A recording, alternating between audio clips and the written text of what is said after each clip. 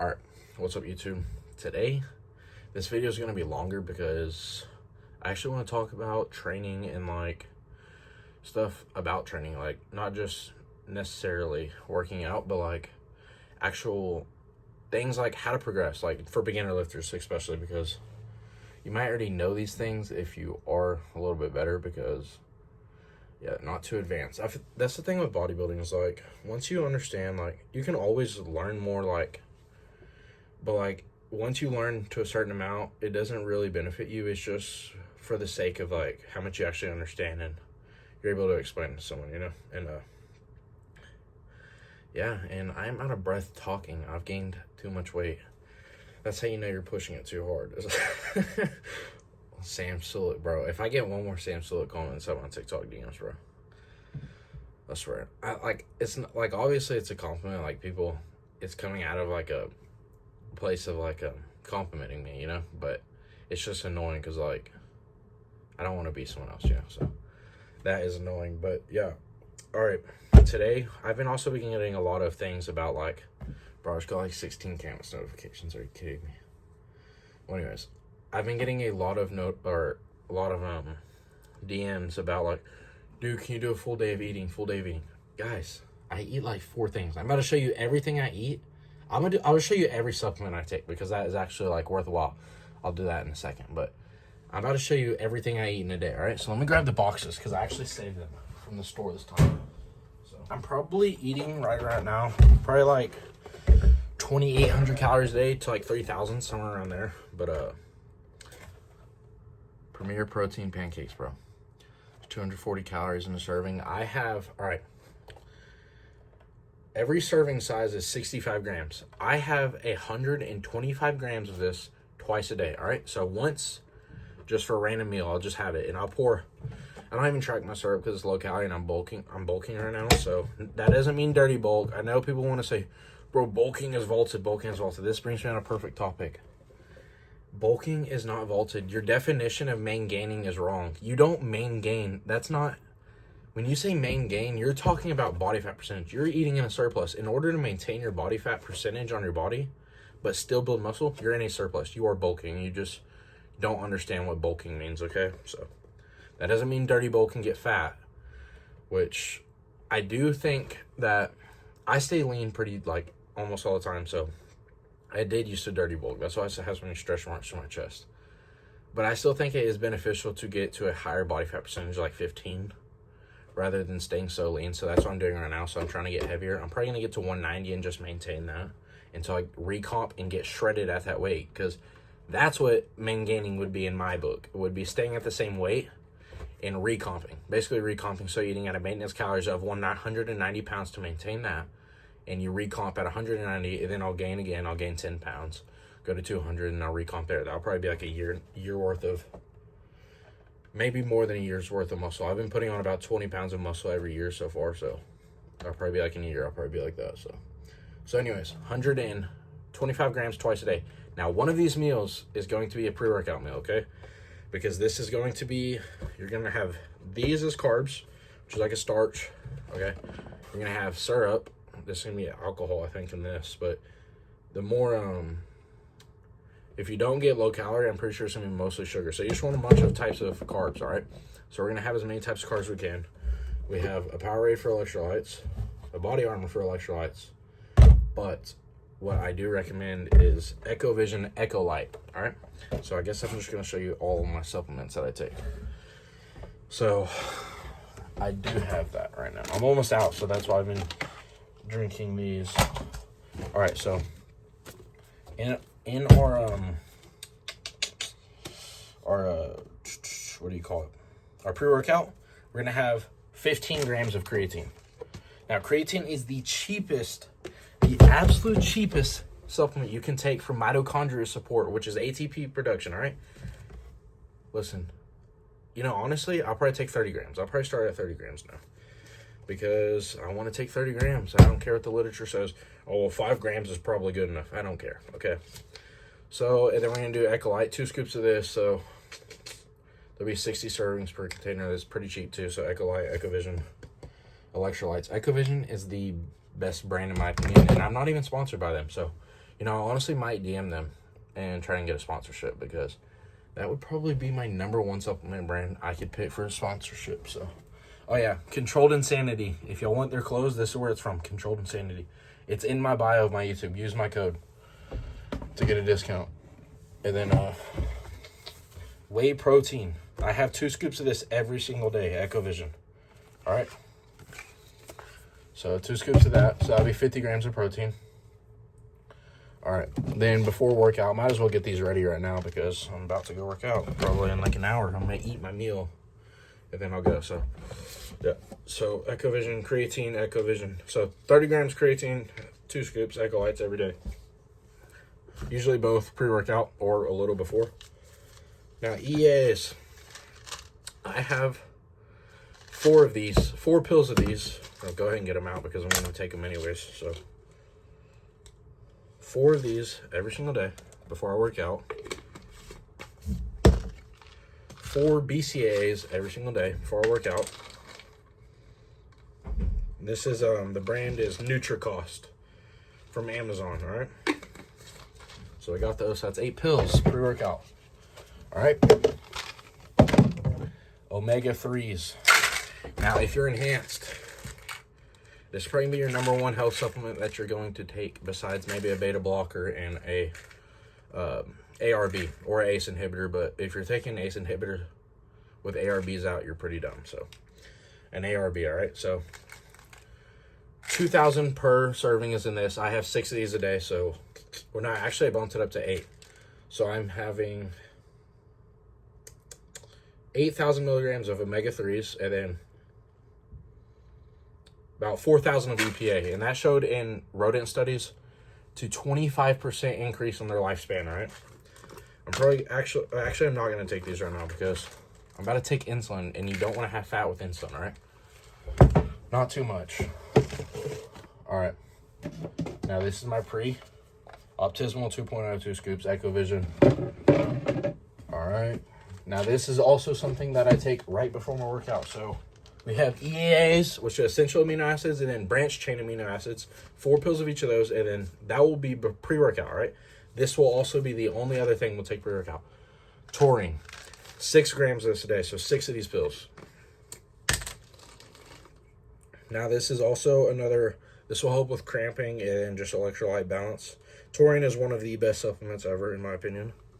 So 6 grams of that every day. Pretty sure you can go as high as like 10 and it still be like pretty beneficial. So, and it's pretty cheap too. Now, all right.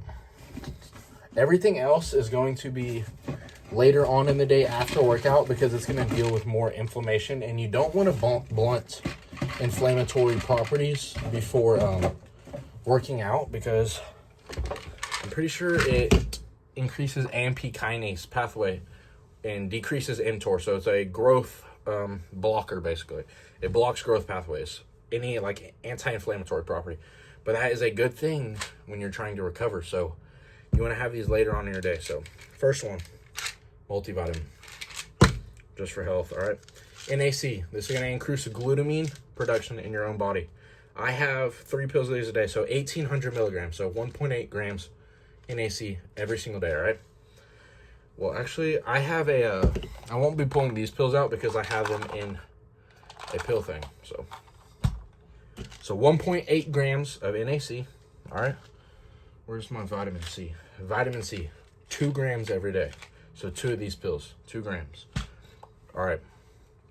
So we've done the fish oil, we've done taurine, we've done NAC, we've done vitamin C, multivitamin. What else?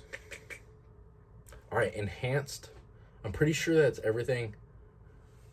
Oh, no, magnesium glycinate, all right? So we do that also. So magnesium glycinate, that's a really important thing. I would also take that before you go to bed.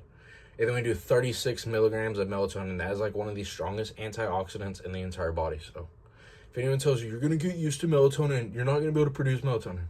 Hey, why do you need to produce it if you're taking it? You don't, all right? So same thing with tests. Bro, you're going to stop your natural test production.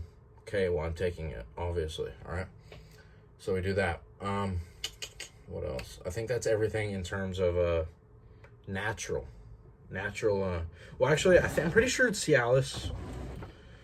I'm pretty sure Cialis is considered a natural supplement. So I take Cialis every day before I work out. You can do 10, 20 milligrams. 20 milligrams are on the really high end dose. You don't need to take that, but that is what I take. You could take 5 milligrams, 10 milligrams. Any of those, you're going to notice a huge starting. Well, even if you take 20 milligrams your first time, you're probably going to have a boner for about 2 days straight. So I would not recommend that, all right? That's just going to increase blood flow. It's Cialis or Tadalafil, either of those names. All right. So in terms of enhanced supplements, I take propranolol. Now there's two, these are beta blockers, all right? So essentially what these do is block your beta 1. Well, propranolol is going to block all 3 betas of your beta cells, all right? It's non-selective. It's going to pass your blood-brain barrier. It's going to be the most, like, in terms of actual blockade, it's going to block everything the most. It's non-selective, so you do not want to have this before your workout. And propranolol usually has a shorter half-life unless you get an extended release, all right? So you can actually utilize propranolol very well if you want to take this post-workout as, like, say your other antioxidants or your other anti-inflammatory supplements. You can take propranolol to block and lower your resting heart rate. Oh, yeah. I should have said this at the beginning, so I'll probably throw this in there at the beginning and right now.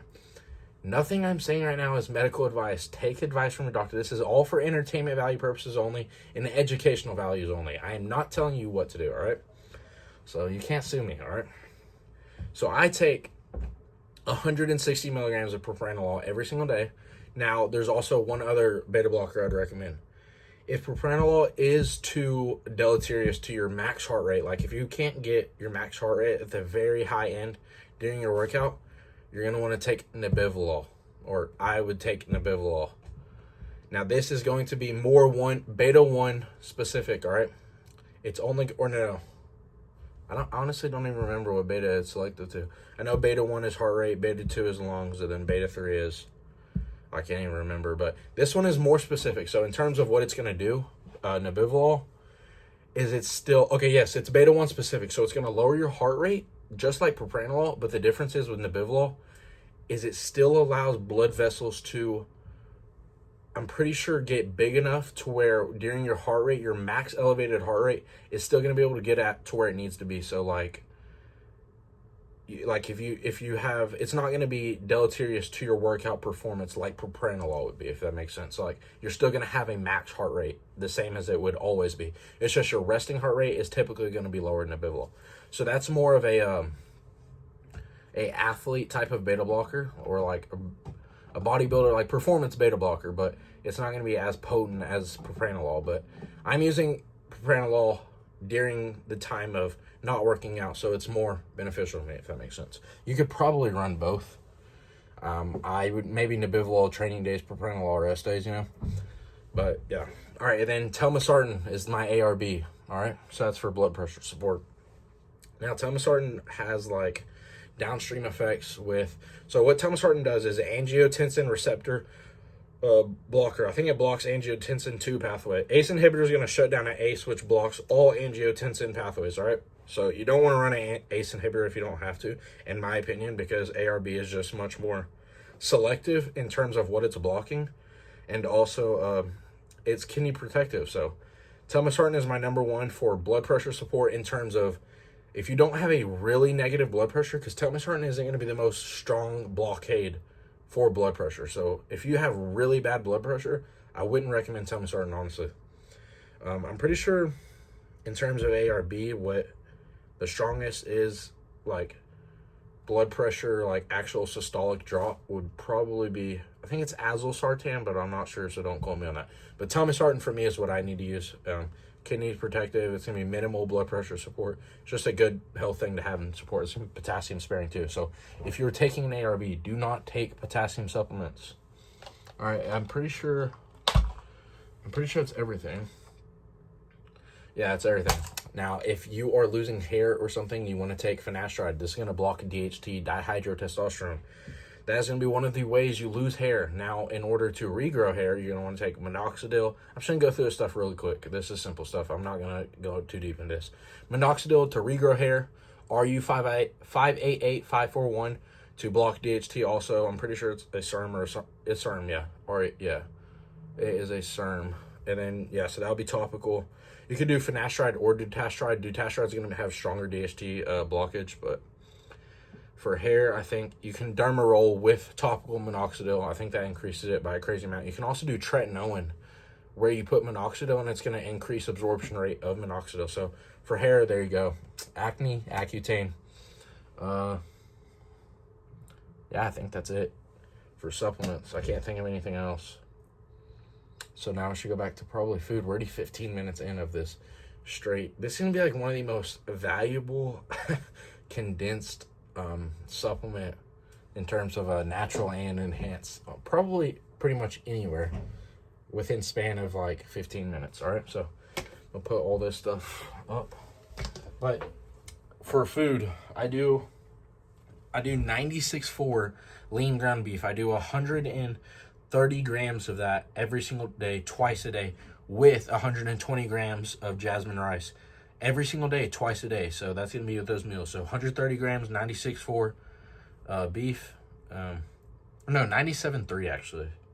Yeah, 97.3, not 96.4. 97.3, 130 grams twice a day, 120 grams jasmine rice twice a day. All right, so that's 2 meals right there. Then the protein pancakes make 4. Now, the only other thing I have during the day is my protein shake, unless I am bulking and I'm not too restrictive on my calories and I want to mess with something, all right? So what I'll do for my protein shake is 2 scoops of the whey protein s'mores from Ecovision, all right? Now my protein shake, I do Fairlife. Now, I don't measure this, all right? So I don't know what's exactly in here. Usually, guys, reduced milk is a necessity, but not only that, if you can and you're really restrictive on calories, do zero fat. Zero fat will always be better. I honestly, the only reason I don't have zero fat right now is because it wasn't in the store when I went to Walmart. So I would do zero fat if I could, all right? But yeah, I'm just doing this right now. I just fill it up. So what I'll do is I'll fill up this Heal Mix to about like right here with Fairlife. 2 scoops protein, so 50 grams of protein.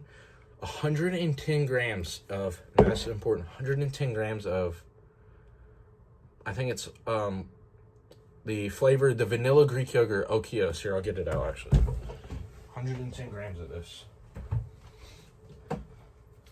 This right here, 110 grams of that, all right? And then I'll top off the whole entire protein shake to the brim with Fairlife, all right? And that'll be my protein shake. Now, this should get you around 180 grams of protein a day, I think somewhere around there, based on what other, I'll throw in a little snacks here and there if I'm not too restrictive on my calories. Usually, you're going to want to, whatever you're eating, it to be a carb. You're going to want to have your protein set at body weight. That's what I do. You can go from 0.8 all the way up to 1.5 is like what literature shows. I just go 1 gram per pound, right? Now, carbs or fat. If you're enhanced, you can go down to 10% worth of your total calories and fats, all right? But I wouldn't recommend any lower than that. And if you're natural, I would say 15 to 20% of your total in fats. Now, the rest, you're going to, depending on whether you're cutting or bulking, is going to be straight carbs. But that amount of carbs you're going to have within your window is going to be dependent on how many calories you're going to have in a day. So if you're cutting and you can only have 1,800 calories a day, you might only have 100 grams of carbs. But if you're having some, like more, like you're in a bulk, you might have 200 grams worth of carbs, 300 grams worth of carbs, you know? So carbs is what you're going to fluctuate whether you're cutting or bulking. Protein and fats will always be the same, all right? And then I think that's everything. So, yeah, supplements. So I went through supplements, health supplements, pretty much everything. Meals. I'm going to start coaching, I think. So if y'all are interested, I should have said this at the beginning because I don't know how many people are going to see this. If you are interested in coaching, I'm going to start coaching full-time, I'm pretty sure. So DM me on TikTok. Just say coaching. Just DM me coaching on TikTok. Do not DM me coaching on TikTok if, 1, you do not have the ability to have a stable income and pay for coaching. Do not DM me. Now, 2, this is the most important part. Well, so is the first one, actually, because I'm getting paid, all right? But 2, if you're not serious about this and you're going to take whatever information I give you, I'm going to be really, like, diet to me is something that is really adjustable. Like, I'm not going to say, hey, eat chicken and rice. Now, do I eat that every day? Yes, but that's because I'm lazy and I just feel like it's the easiest to prep. I'm not too, oh, well, I need to make these real fancy meals, you know? So I'm really flexible on this type of stuff. But if you're not going to do what I say or take the advice that I give you, and you're not gonna progress, all right? If especially in the gym and the training and stuff, and you're not taking anything I'm saying literally, and you're cheating on your diet, I can tell. You send me check-in photos, I'm gonna be able to tell you. I can look at your weight. I'm gonna know whether you're lying or not, all right? So if you're not serious about this, just don't DM me, because you're gonna be wasting my time. I want to actually have transformation clients that I can show, and it'd be like, damn, like this guy knows what he's doing. You know, I'm not gonna be wasting my time with someone that's just bullshitting around, all right? Even if you are paying me, I don't care. I don't want to. It's just stupid, all right? You're wasting both of our times, especially yours. You're wasting your money and your time, all right? So, all right. I'm going to make my pre-workout, and then we're going to go to the gym. I switched to upper lower 3 times a week, by the way. So, I'm doing upper lower, upper lower, upper lower, upper lower, upper lower, upper lower, rest, and then just repeat. So, 3x frequency now. That means only 2 sets per muscle group. So, probably honestly 1 set per exercise, because usually muscles have more than one action, except for quads, except for the rectus femoris. But so yeah, so 2 sets per muscle group, and then yeah. All right, I will see y'all at the gym.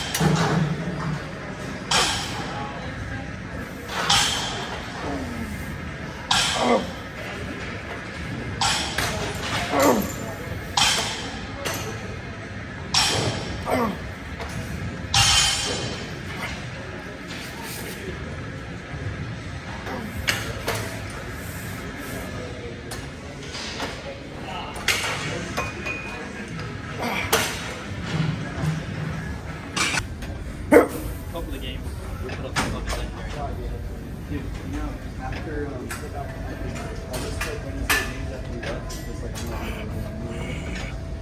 so one of these, he was like, look, I don't know how much I did. I think it was like once I put it out, it was like 50,000, million. And the other dealers did like half a much. No, actually, yeah.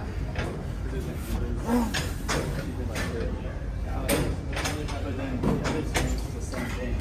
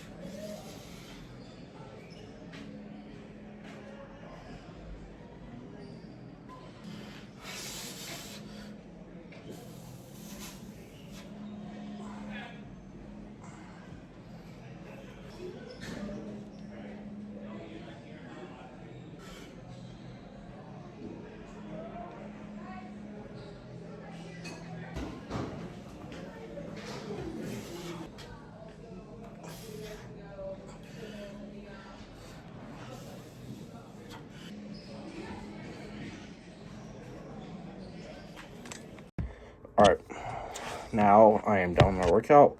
I posted a post on YouTube, a thing for a Q&A, so I'm gonna fire off these questions real quick. All right, I'm gonna answer these pretty fast. What's a perfect bulk in your opinion, diet and training wise? So, like I said earlier, a perfect bulk in my opinion is not a dirty bulk, but around a 15% body fat, and then just stay at that body fat and grow. I mean, obviously you can cut down every once in a while if you want to see yourself get shredded and stuff. But yeah, just 15% body fat and eat enough calories to maintain that body fat. So you're going to be in a surplus to maintain that body fat because you'll be building muscle at the same time. So overall calorie consumption is going to have to be in a surplus to maintain that energy on your body, all right? So that's perfect bulk in my opinion. Do you know other guys in college who take/have taken gear, and is it common? I do know people in college, a lot of people actually. I've had about like 6 people come up to me at least that have asked me or told me they take gear, but some you can't even tell they've ever taken anything. Majority, you can't, because like I tell y'all, gear is not what you think it is. But some people don't believe, they just always taking steroids, see, it looks good. So most people that are taking steroids, you wouldn't be able to tell that work out. So yeah, I do know people that have taken gear. So I wouldn't say it's common, like the majority obviously aren't on gear, but like there's people there. All right. Do you have any budget-friendly meal recommendations for bodybuilding? So anything like rice is cheap. All right. That's going to be like the cheapest thing in the world carb-wise. Chicken's really cheap. So I would say chicken, rice. I mean, eating clean is way cheaper than eating dirty. And like, especially if you're eating out and stuff, I mean, you could go spend $15 on a meal that will last you a week's worth of chicken, you know? So just hit the basics, really. Any of the basic foods are pretty cheap in my opinion. Any negative side effects from gear you have are all positive? No, you definitely are going to die faster when you take anything that increases heart rate, blood pressure. The thing with steroids is it's not like, or any type of PED is not like, oh, you got away with it, you're safe, because once you came off, nothing bad happened. No, you're damaging your body no matter what. Like, you are doing damage 100%. Now, some of these things you can bring back a little, like your heart can remodel, so your liver's really resilient, but like kidney damage, kidney's almost impossible to come back from. Your kidneys don't regenerate, but in terms of gear, it's just how much you're willing to not even risk, just sacrifice, really. So yes, there's definitely negative side effects from gear. I know I've taken time off of my life with what I've done, so no, it's not all positive. Anyone that tells you that it is a liar, and they don't know what they're talking about. What are the differences between optimal training with and without gear?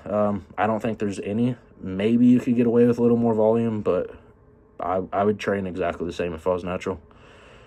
Who were some of the inspirations to start lifting? Honestly, no one, and I say that because I didn't get into lifting for like the purposes of bodybuilding right off the start. I just kind of like, I don't even really know how I got into bodybuilding, honestly. I mean, it was I'd say Seba maybe, but he wasn't really an inspiration. He was just kind of the first guy to like real bodybuilder. But when I first started, I watched like Alex Eubank, Lex Little, and people like that. But like now, I think they're all cringe. So yeah, all right. Is it sustainable or practical to always be using bad events in your personal life as fuel in the gym? Practical, I would say most likely not, but sustainable, yes, because I've been doing that for about 3 years straight. So it's sustainable, but I wouldn't say it's very good for you. Like, if you could do it without it, obviously that'd be the first choice, you know. What's your gear and supplement stack and cycle? Any differences between training with and without gear? So no differences training with and without gear, but I will not give out what I'm taking. But I will say this: when you take gear, you want to obviously maximize. Now, steroids have different types of model. Like, some play through progesterone, some like they're not just it's not just like all steroids are the same thing. They do the same thing. You want to maximize. So when you're designing a cycle, you're going to want to maximize IGF. So that come from IGF-1, LR3, or HGH. You want to maximize that pathway. Obviously have a test base.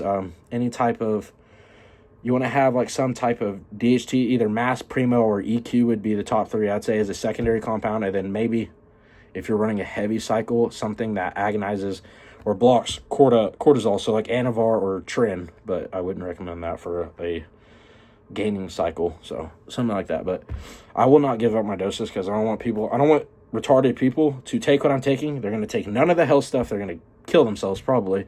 They're going to notice no gains, 0. They're going to look the exact same. You think I'm lying about this? They won't notice one difference. They're going to take all that stuff, and then they're just going to kill themselves for no reason. All right. Going through a 3-year real shitty breakup outside the gym. I think of it. What do I do? Okay, that was worded terrible, but I wouldn't know, bro. To be honest with you, I don't think I can help you with that one, bro. Just focus on yourself, I guess. Favorite bodybuilder of Golden Era? None of them. I think they're a bunch of pussies, to be honest. How do you hit 200 grams of protein every day? It's pretty easy. Eat things that have high protein, chicken, whey protein, beef, stuff like that. Do you plan on competing? I do plan on competing, but I don't want to compete until either I think these are going to come at the same time. Till I'm happy with my physique, like, I could die and be like, I mean, I could right now, but like, be like, okay, like, I look really good. Right now, I'm just like, like, I look like, when I look at my physique, it's like, yeah, you look good, like, you look like you go to the gym, but you don't look like some crazy IFBB pro or something, you know, so it's like, yeah. But I'll compete when I know I can dominate in whatever I want to do, so that's when I'll compete. So it's going to be a couple years at least. But, all right, that was everything for the Q&A vid. Anything else? I think that's everything, so, yeah. All right. Like, subscribe, use my code at Controlled Insanity for merch. I'm coaching now, so if you want me to be your coach, DM me coaching on TikTok. And I think that's everything, so I'll see you guys later. Subscribe, like. All right, see ya.